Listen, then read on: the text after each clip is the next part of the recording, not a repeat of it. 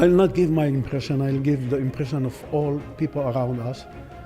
With the intervention of Russia, they feel that no, will be saved and war will stop in few months. And this gave big hope for our people. Almost 14 months later, in January this year, came the liberation of Aleppo.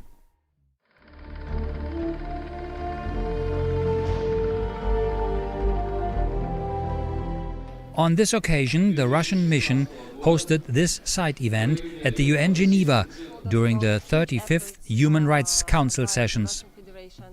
The title, Aleppo, a city free from terror, new life, new hopes.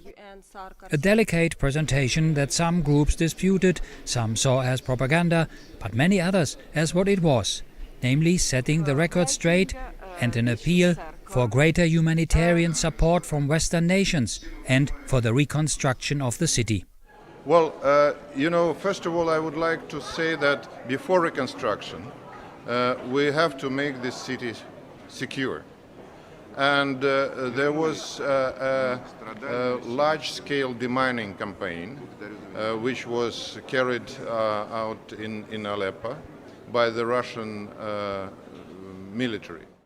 Bishops, let's say Catholic bishops from the area, are also concerned that if we do not create a way how these people who will return back could live and stay together tomorrow, it's useless to rebuild. So it means we have to rebuild two things. We have to rebuild the community, and we have to rebuild also the churches and place of prayer.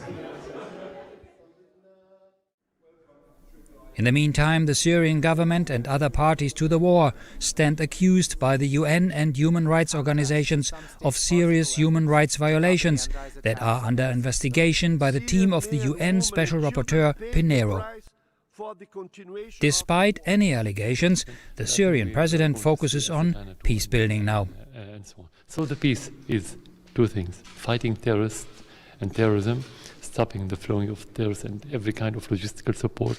Second, dialogue between the Syrians to decide the future of their country and the whole political system. These are the headlines about how we see the future of Syria. Fact is, Aleppo today is a city that is being actively rebuilt. We need to see the same landscape, the same picture in all Syrian cities. For that purpose, the Russian Center for Reconciliation provides help in restoring peaceful life, not only in Aleppo, but in all the Syrian cities as well.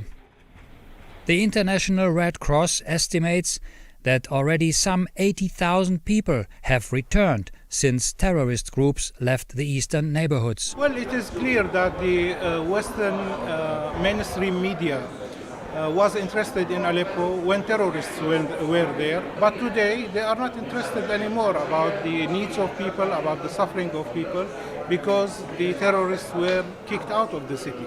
This discloses the real agenda of this media and of the countries which are supporting them. But even looking at it universally, Aleppo was misrepresented right from the beginning. From the beginning it was described as just Aleppo, instead of explaining that in fact the terrorists had invaded in 2012 and had effectively cut Aleppo into two.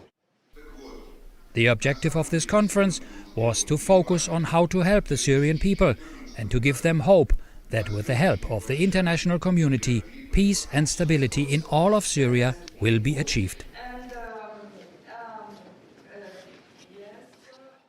We are in front of extremely unique and dramatic events that happened in a country that was even a couple of years very stable.